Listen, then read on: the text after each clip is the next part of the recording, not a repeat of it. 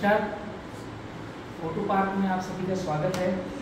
और आज जो हम नया लॉन्च करने जा रहे हैं, बिल्डिंग विथ बैम्बू, मतलब बैम्बू से क्या क्या चीज़ें बनाई जा सकती है।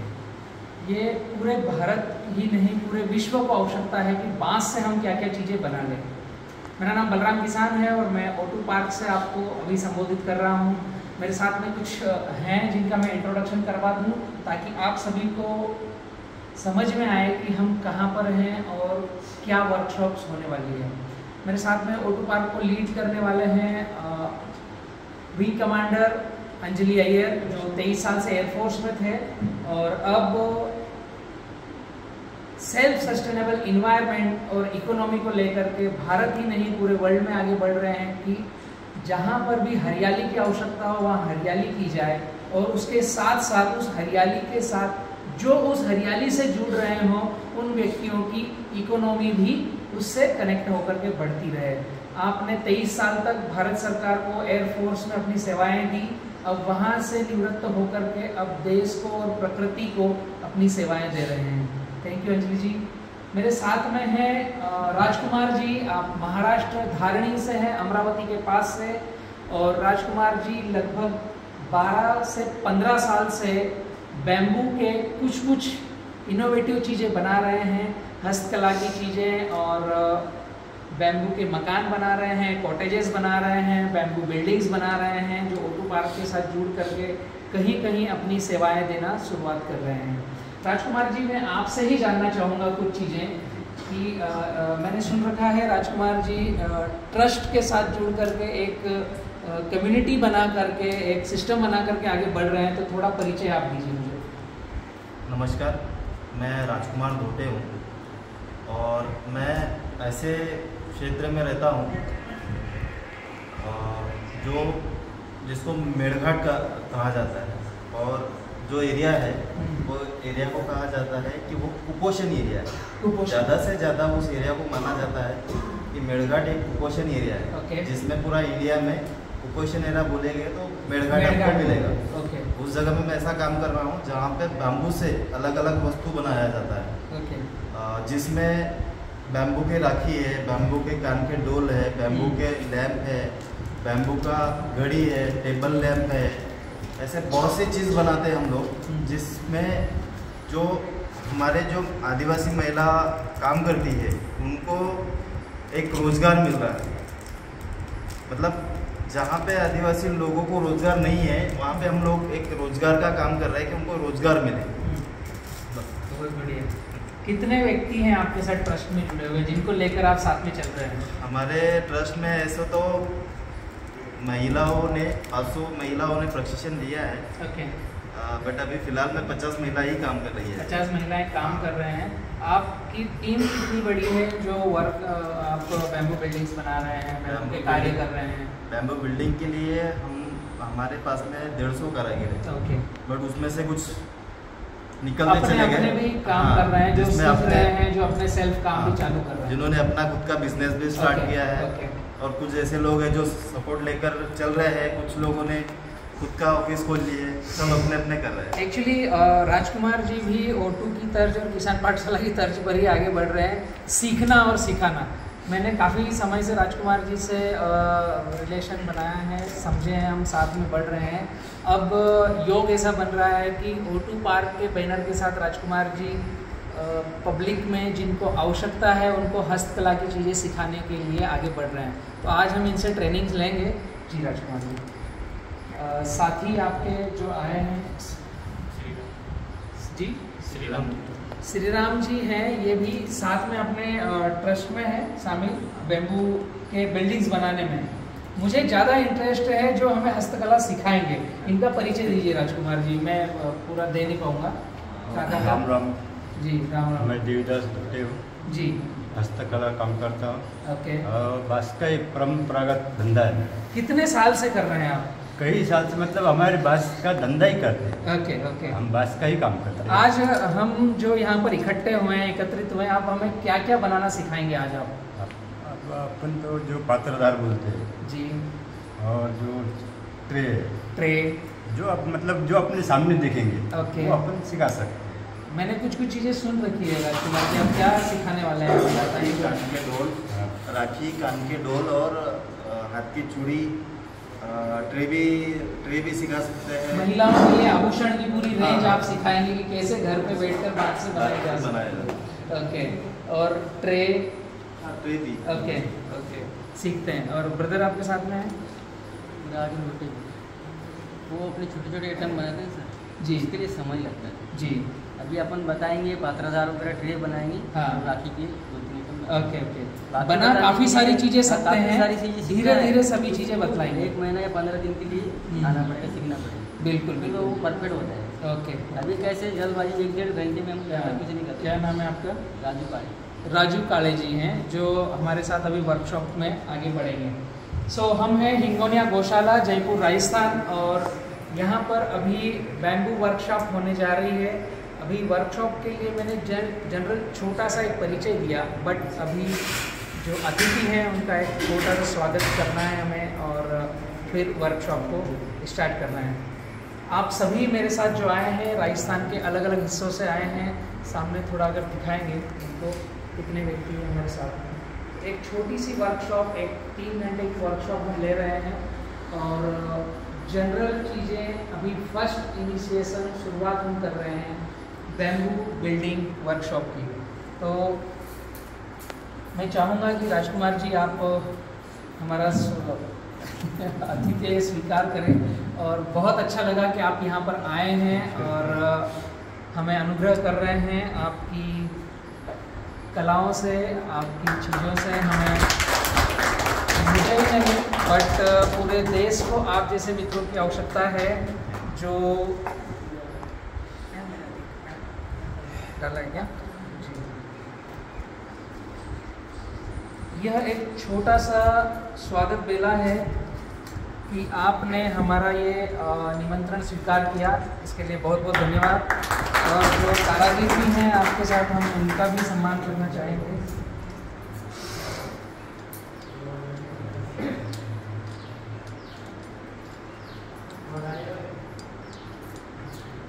ये पहली शुरुआत है और हम चाहते हैं कि पूरा देश ही इसमें पार्टिसिपेट करें कि बैम्बू के वर्कशॉप जो आगे बढ़ने वाले हैं, ये वर्कशॉप हम निरंतर लेते रहें।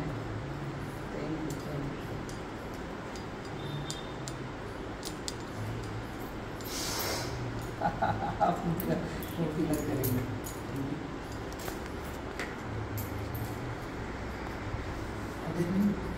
शुरुआत कीजिए आप। तो महिला शक्ति आई है, तिलक कर दीजिए।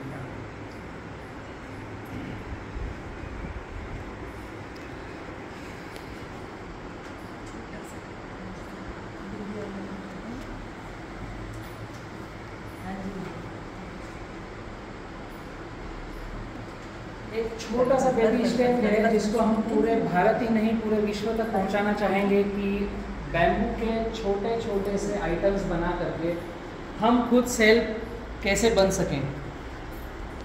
घर पे रह करके हम खुद एक बांस से सैकड़ों तरह की चीज़ें बना सकते हैं। जो 30 से 40 फीट का बांस रहता है उससे हम काफ़ी सारी चीज़ें बना सकते हैं, सैकड़ों चीज़ें बना सकते हैं।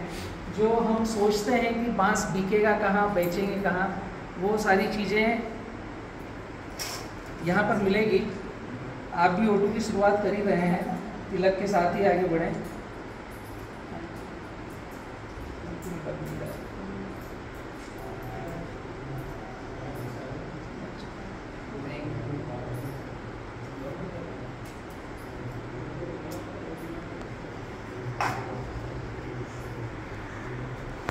काफ़ी सारी व्यधाएं हैं और जिसमें एक छोटा सा बेबी स्टेप लिया है। आने वाले समय में बैम्बू वर्कशॉप्स O2 कई सारी लेकर के आ रहा है और जिसके अलग अलग स्टेशन रहेंगे।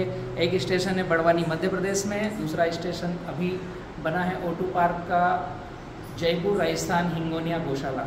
अंजलि जी, मैं चाहूँगा कुछ आप O2 की बिल्डिंग विथ बैम्बू वर्कशॉप्स के बारे में 2 शब्द कहें, ताकि सभी को समझ में भी आए कि हम इस दिशा में क्यों आगे बढ़ रहे हैं और पूरे भारत ही नहीं विश्व को इसकी आवश्यकता क्यों है। सबका स्वागत है, नमस्कार एक बार फिर से। और कुछ लोग अभी बचे हैं जो शायद आज लेट हो गए हैं बहुत। हमने शॉर्ट नोटिस में ये वर्कशॉप रखा है और इसलिए शायद सब लोग, कुछ छत्तीसगढ़ से, कुछ पंजाब से, कुछ हरियाणा से भी लोग आ रहे थे, जिनको थोड़ा डिले हुआ। हमारे 1 मिनट तो पहुंच गए किसी तरह से। So thank you so much, आप सभी लोग यहाँ आए। और सबसे पहले तो मैं थैंक यू बोलना चाहूँगी राजकुमार जी का और उनकी टीम का। जो हमारा मेन उद्देश्य है O2 का, self sustainable environment and economy, S2E2, और हम चाह रहे हैं घर से अंतर्राष्ट्रीय स्तर तक। तो मेन हमारा जो मोटो है, जो मिशन है, वो है सबको सशक्त करने का। चाहे वो महिलाएं हों, पुरुष हों, स्मॉल स्केल इंडस्ट्री हो, मीडियम हो, लार्ज हो। तो अभी जो हमने भारत में भी मिशन पकड़ा हुआ है, बैम्बू मिशन। एंड बैम्बू जो है वो सबसे ज़्यादा, मतलब वो हर मामले में हीरो है, ना कि सिर्फ ऑक्सीजन देने में, या बहुत ही हार्डी प्लांट है जो हर तरह के वातावरण में, हर तरह की मिट्टी में, पत्थर में, कहीं भी उग सकता है। उसके अलावा उसके बहुत सारे और ऐसे फ़ायदे हैं जो एनवायरनमेंट को फ़ायदा देता है और इकोनॉमी को भी बहुत बेनिफिट करता है। इसमें सिर्फ समझने की देर है। एक बार हम समझ जाएं, समझ रहे हैं, जैसा हमें समझ में आ रहा है कि भारतवासी समझ रहे हैं इस चीज़ को और अपनी सक्षमता के हिसाब से वो अलग अलग लेवल पे जा रहे हैं।